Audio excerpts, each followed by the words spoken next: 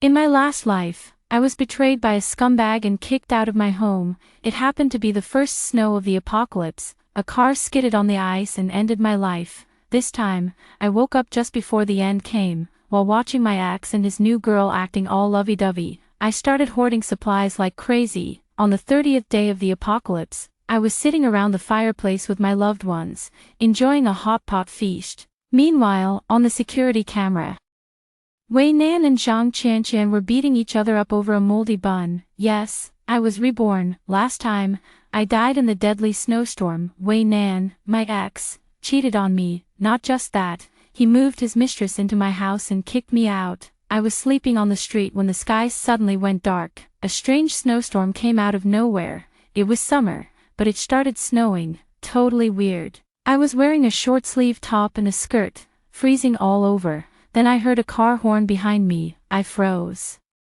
Couldn't dodge in time.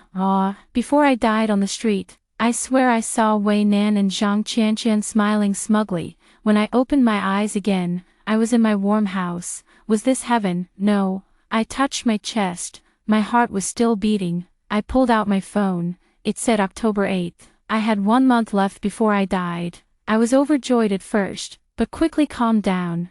I remembered the deadly snow.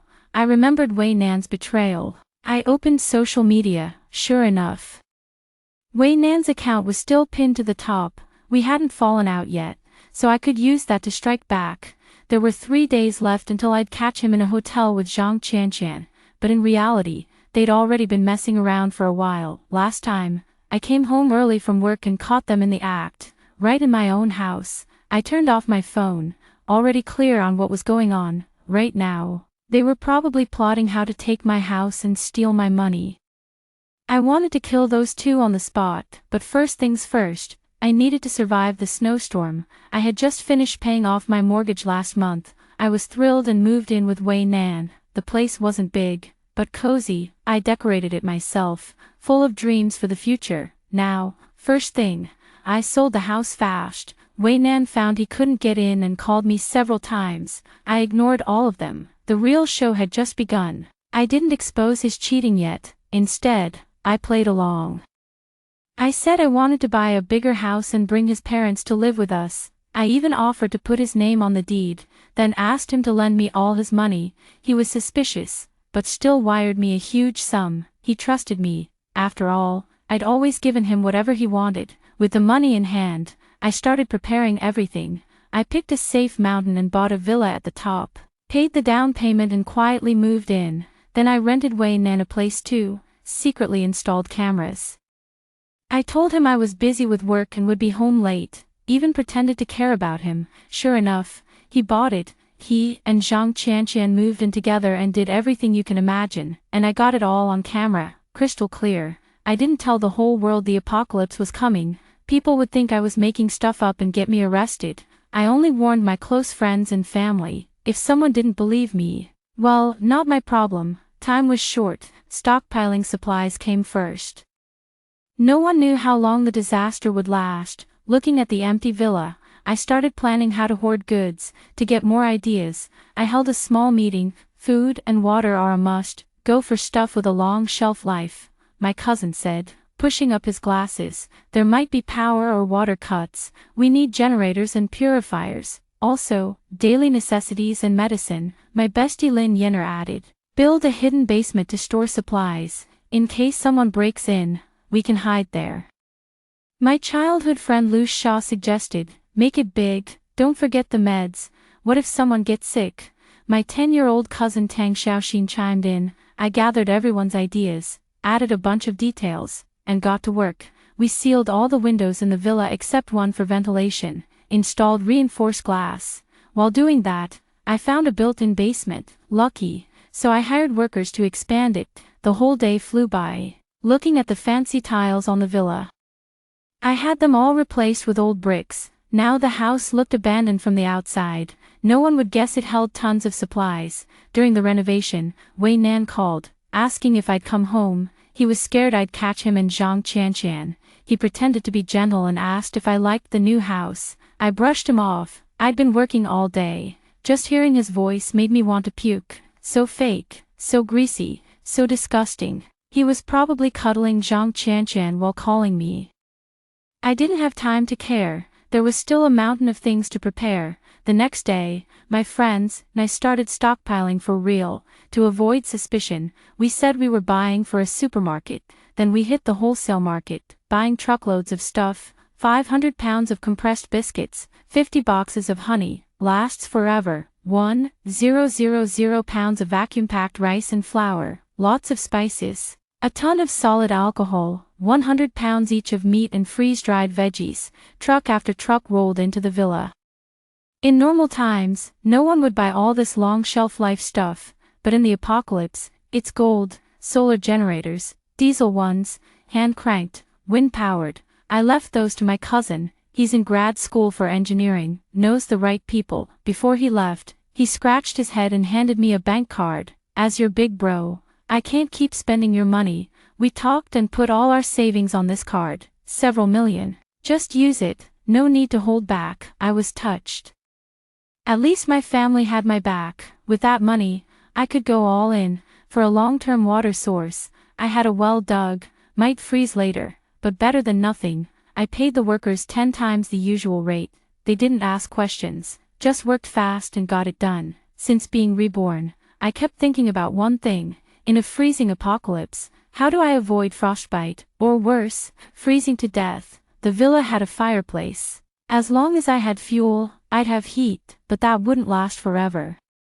Fuel runs out eventually. I drove to a labor gear store and bought a bunch of those military-style coats that are trending lately. My younger cousin looked at it and said, "This looks ugly, I don't want to wear it." I patted her head, "Be good, it's warm." Meanwhile, Lin Yenner went to the mall and stocked up on comforters, clothes, underwear, socks, sanitary pads, towels, basically all the daily stuff. In the afternoon, Lu Sha mysteriously brought me to a place. Turns out, he's a huge zombie apocalypse fan, loves zombie movies. He has this little room full of stuff like bows, katanas, crossbows, helmets. I took a look, everything had sharpened blades, pretty deadly. No wonder he wasn't scared when he heard the apocalypse was coming. He looked excited. Well, he had been preparing for this for a while. We moved all that gear into the basement of the villa. I personally went to buy medicine, stuff like anti-diarrhea pills, cold meds, gauze, iodine, alcohol. Also got a bunch of vitamin tablets, calcium, iron, zinc supplements, just in case anyone gets sick from poor nutrition. We also bought all new beds, tables, chairs, and electronics. Lu Sha brought over a pile of portable hard drives. "What's that for?" I asked. They're full of ebooks, movies, and games. No way we'll be bored." "You really know how to live." My cousin laughed and tapped him on the head. We were almost done with all the supplies. There were 10 days left before the heavy snow came. I gave everyone 100,000 yuan. If you feel like we're missing anything, just go buy it. When the end comes, money is just a useless number, no point saving it. During this time, Wei Nan kept contacting me, mostly asking about the house I bought. I'd been way too good to him before. He got used to thinking my stuff belonged to him. I checked the surveillance feed. He and Zhang Qianshan were cuddling under that cartoon print blanket, the same one I gave him for Valentine's Day. I lost my parents young and grew up with my cousin's family, so I'd always dreamed of having a warm home. Wei Nan knew that and kept painting me big promises. Guess it's time they both got a taste of karma. I held back my disgust and called Wei Nan. In the video, Zhang Qianshan was wearing my pajamas. Lying on his lap. I already paid the down payment for the house. "When are you going to check it out?" I asked. "No rush. I trust you. If my baby likes it, then it's good enough for me." Then he smiled at Zhang Qianshan like they'd just won something. "In my past life, they took over the house I bought, just like this." Wei Nan was a live streamer. His fans all knew I was his girlfriend. I even helped him build his fan group. I sent that video straight into his fan group chat. It blew up instantly. Didn't think Wei Nan was this kind of guy. I must have been blind. Sent him rockets too. Unfollowing. "Can I get my gifts refunded? I feel scammed." So this is how he looks without beauty filters. I need to wash my eyes. Before he even realized what was happening, I'd already kicked him out of the group. I spent a little money to boost the gossip online. It worked. Some netizens dug up Zhang Qianqian's past and found out she was a poor student I used to sponsor. People got even angrier. Soon, the names Scumbag Wei Nan and Ungrateful Zhang Qianqian were everywhere. His streaming agency demanded he pay breach of contract fees. He had no choice but to hand over all the money he had left. That night, Wei Nan called me, furious. You better post something to clarify all this, or I swear I'll sue you. Go ahead, I said calmly. By the time he sues me, the apocalypse will already be here. Besides, it's all true. What am I supposed to clarify? You used to be so gentle. What happened to you? Some dogs just can't be tamed. I smiled and hung up. Actually, I'd already gone back to his place when they were out. I threw out all the thick blankets and clothes, replaced the food in the fridge with stuff that was going bad. I want them to suffer slowly when the world ends. Zhang Qianqian was drowning in student debt. Without my help every month, she couldn't even afford college. She probably didn't even have 200 yuan on her. That's why she clung to Wei Nan, thinking he was a rich streamer, but most of Wei Nan's money was already in my hands. I couldn't wait to see their faces when they realized they had nothing in the apocalypse. The best part, they had no clue where I was. They couldn't get revenge even if they wanted to. Just imagining them struggling made me feel excited. Then I turned off the surveillance feed. A strange unease hit me. I thought about my teachers, classmates, and friends over the years. There were good people among them too. Could I really just watch them suffer? So I wrote up a fake article warning that food prices were about to skyrocket, shared it in my old class group chat, and urged everyone to stock up. Of course, someone reported me and my account got banned. Oh well, I'm not a saint, just doing what I can to be safe. I had the villa's outer wall reinforced with anti-corrosion and insulation materials. The contractor laughed. This stuff's expensive, most folks wouldn't bother. I handed him a glass of water. I work in finance, got some insider news. Food prices are gonna explode. You should stock up too. He nodded with a smile. No idea if he'll actually listen. 3 days left before the snow comes. Even with all this prep, I still felt a bit anxious. There was some space left in the villa, so my cousin and Lin Yenner filled it with candles, light bulbs, and batteries. I swapped out all the diesel for cooking oil. Most people don't know, but cooking oil can be used as fuel, works even better. Just costs more. If you combine items with similar uses, you can plan supplies better. Like alcohol, it can disinfect wounds or be used in alcohol lamps for light. To prep for power outages, my cousin replaced most appliances with ones that run on DC power. We ditched luxuries like air conditioners and washing machines. Heating, just use electric blankets. Generators might break, and if it snows every day, solar panels won't work well. Diesel is limited, so we had to save it.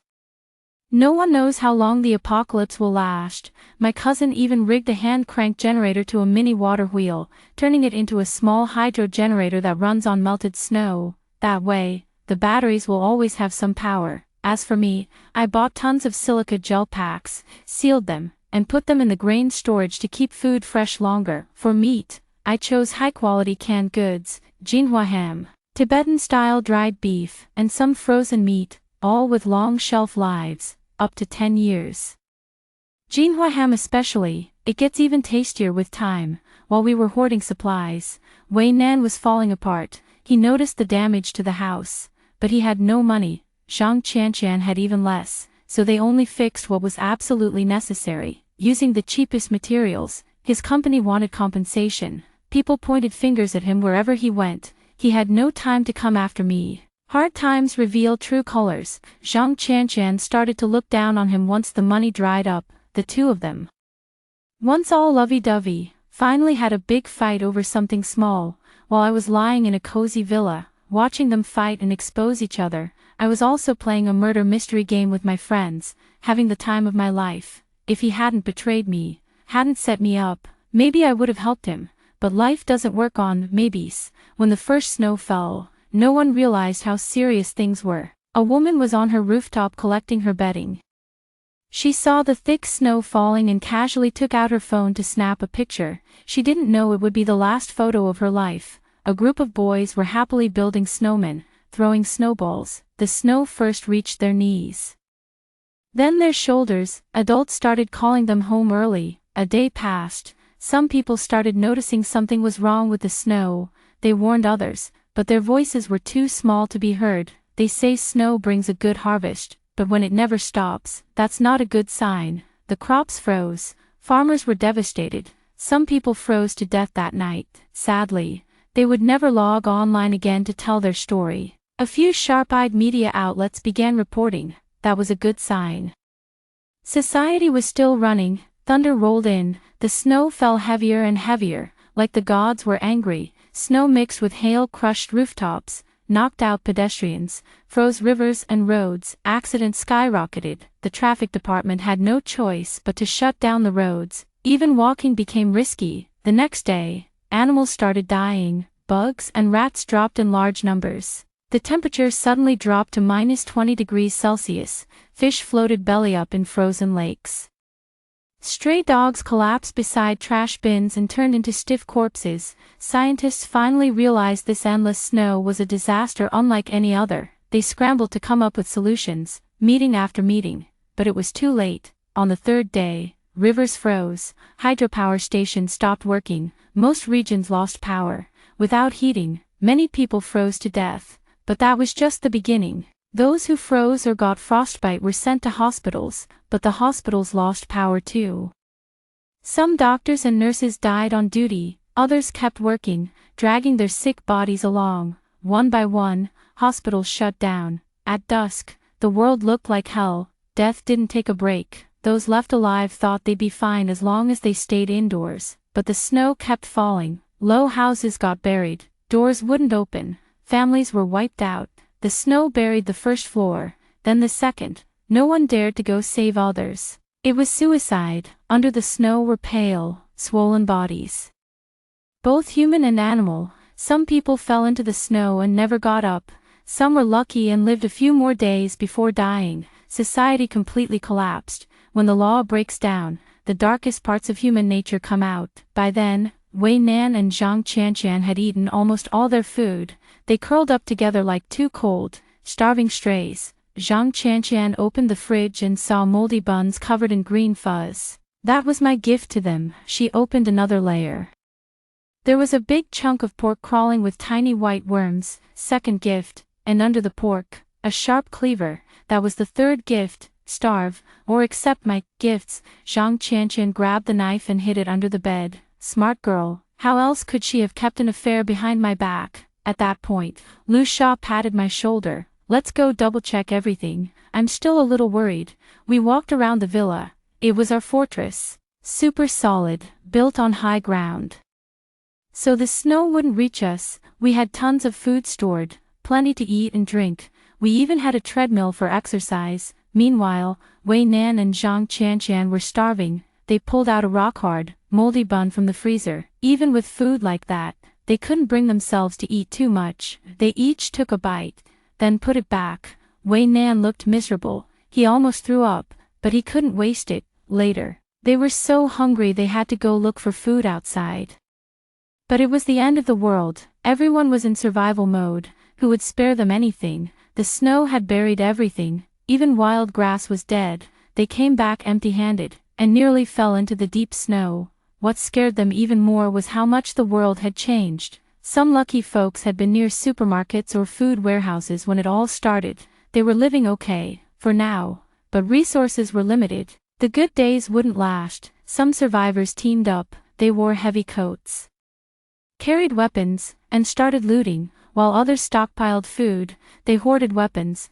Robbing kept them alive and thriving. Their leader was a big guy, wine in one hand, trembling beauty in the other, lounging on a rooftop like a king. Look closer, and you'd see that trembling beauty was a famous international star not long ago. The world had reshuffled. The rich and famous were now nobodies. Seeing this, my cousin asked nervously, "Do you think someone might come steal our supplies?" I shook my head and said confidently, "I spent a long time picking this villa. It's super remote. No one for miles. Relax." What I didn't tell him was, we had weapons too, to avoid cabin fever turning into fights. Only Lu Sha and I knew where they were. More importantly, I had the outer walls reinforced. As long as we didn't go out and ask for death, no regular weapon could break in, unless they had a cannon. Another day passed. I monitored the two traders. Lu Sha and my cousin played online games together. My cousin kept checking supplies. Lin Yenner spent all day watching soap operas. Wei Nan and Zhang Qianqian were barely hanging on. They hadn't eaten or drunk anything in days. Like two roaches, huddled together, they agreed to eat the last bun only when they were about to die. At midnight, Wei Nan couldn't take it anymore. He quietly opened the fridge, held his nose, and popped a few worms into his mouth. The white worms were eating the pork. They were eating the worms, but the worms lived better than they did. They at least got to eat. How long can a person go without food? Maybe a month. They had already gone 20 days. Like Hushin said, starved bodies are no longer human. There was one moldy bun left. They stared at each other. No warmth in their eyes anymore. Only suspicion. Wei Nan suddenly lunged and stuffed the stinky bun into his mouth. Zhang Qianqian was ready. She grabbed his arm, trying to stop him from eating the last bit of food. Wei Nan pushed her down and punched her in the temple, but he was too weak. The punch was soft, like hitting cotton. Zhang Qianqian crawled behind the sofa to hide.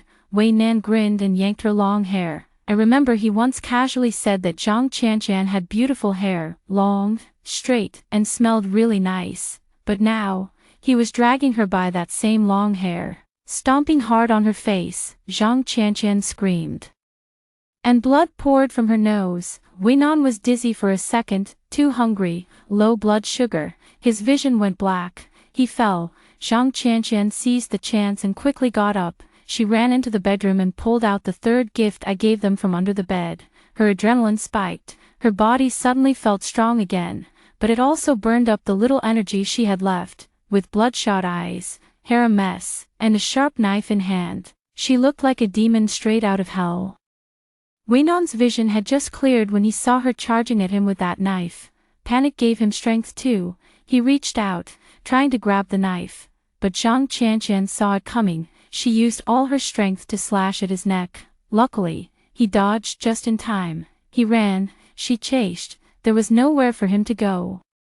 Their adrenaline was running out. Both of them slowed down, circling around the living room. Wei Nan knew one thing: don't run into a room, that's a dead end. Then he tripped over something on the floor, and that trip sealed his fate. Zhang Qianqian's eyes lit up with excitement. She slashed at his lower body. Wei Nan passed out instantly, but this clever, not smart, woman didn't kill him right away. She tied him up and made a deep cut on his neck, using every container she could find to collect his blood. Like slaughtering a chicken, once the blood was drained, she chopped off his arms and preserved them in salt. Then she did the same to the rest of him. It was winter, meat could last a long time. Zhang Qianqian knew she had won. She'd survived the apocalypse. She tossed the knife aside and fell asleep with a smile. I found out all of this when I watched the replay, because at that time, we were sitting around the fire, eating Hotpot. Everything went just as I planned. Weren't they madly in love? I wanted them to tear each other apart. I wanted to see how long love would last at the end of the world. My cousin poured the Hotpot base into the copper pot. Soon, the air was filled with the smell of beef tallow. Smells so good. My little cousin sniffed. You greedy little thing. Can't wait. Huh. My cousin poked her nose with a grin. Lin Yenner took a frozen slab of beef from the freezer and sliced it into thin shabu-shabu slices. Lu Sha brought over some veggies and meatballs.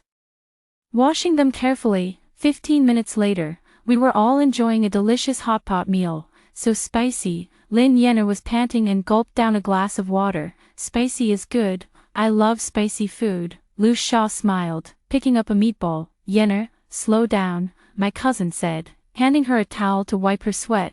The three of us paused and stared at them. Cousin, be honest, when did you two start dating? Wow, you're dating behind my back. My little cousin puffed up her cheeks, pretending to be angry. Lu Sha looked at everyone, then glanced at me. Ahem, I cut in. Just one thing, you two better not end up having a baby. No one here knows how to deliver one. Lin Yenner's face turned bright red. What are you even talking about? We're not. My cousin just smiled. Don't worry, we won't. I couldn't take it anymore. I made them move to the second floor. I was seriously annoyed that my cousin still had time to flirt during the apocalypse. Especially with my best friend. There's a kid here too. Lu Shaw looked like she wanted to say something but didn't. I couldn't read her expression. Hee hee, I've got a sister-in-law now, my little cousin said as she happily played her single-player game. We were laughing and having fun. Meanwhile, Weinan was dead in that tiny apartment. Even his shoulder bones were cooked into soup by Zhang Qianshan, the woman he loved most. That was the best hotpot I'd ever had, even in the apocalypse. I never stopped keeping an eye on the outside world. No more broadcasts. No more news. Only the old security cameras I installed still worked. Winter came, icicles hung from the roof, snow piled up high. Some tall buildings were still standing, maybe some people were still alive inside. Those thugs still roamed between the towers, looting what little was left. The pretty girls were long gone. Maybe, like Weinan, they were turned into cured meat. I told everyone, don't touch the snow, and drink only purified water, run it through the filter my cousin built. Plagues always follow natural disasters. I didn't want anyone in the villa getting sick. I checked our supplies every day, made sure nothing spoiled. Every meal had to fit into my plan. We ate things that were about to expire first. Every 2 hours, we took turns scanning the area with binoculars, making sure no one was sneaking up on us. Anyone still alive now had to be strong and dangerous. We couldn't afford to let our guard down. Lu Sha, Lin Yenner, and I all grew up in the same orphanage. My cousin and little cousin lost their parents too, so we weren't just friends, we were family. No one in our group could be left behind, but the little cousin was still young. One night, she suddenly got a fever. I took it seriously, made everyone wear masks and isolate her. Lin Yenner had a nursing background. I asked her to give my cousin some fever meds. A week later, she got better. We all breathed a sigh of relief. That crisis brought us even closer.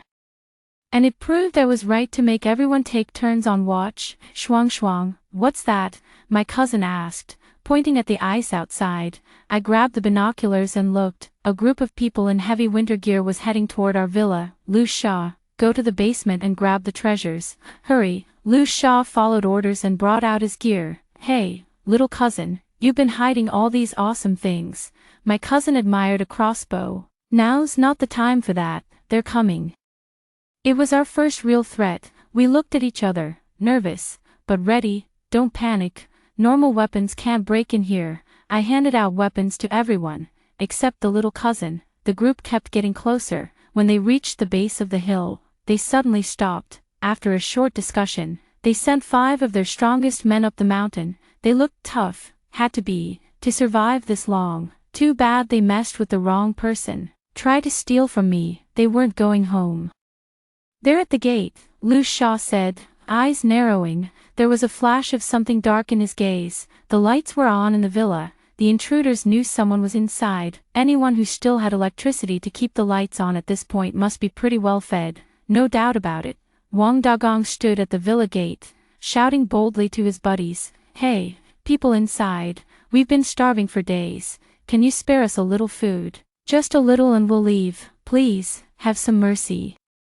My little cousin whispered, should we give them something? They look really pitiful. No way. Did you see the weapons in their hands? They're just trying to trick us into opening the door. Those 5 guys were holding chainsaws and machetes.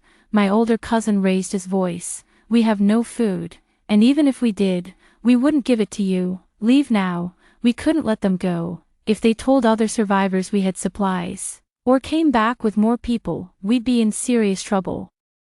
I gave Lu Sha a look. He put on his bulletproof vest, opened the window, pulled back his bow, and shot Wang Dagong right in the chest. The guy dropped instantly. We thought the bow was just for show, but turns out, Lu Sha wasn't joking. He was a hardcore survival guy. He really knew how to use that thing. Lu Sha looked proud and winked at me. Cool, huh? I'm a gold member at the archery club. Seriously, still showing off at a time like this. Not wanting to be outdone, I grabbed the bow, aimed, and totally missed. Didn't really matter. Without a leader, those guys fell apart fast. They thought we had food, but they didn't expect us to have weapons too.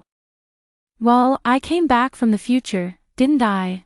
I picked up a crossbow, aimed at one of the guys, and fired, missed the vital spot, just hit him in the leg. The rest saw what was coming and ran for it, but Lu Sha was faster. He released another arrow. the guy got lucky and blocked it with his chainsaw just in time, but a second later, another bolt went straight through his chest. That one came from my cousin. Lin Yenner grabbed a crossbow too. She wasn't a great shot, but it messed up their retreat.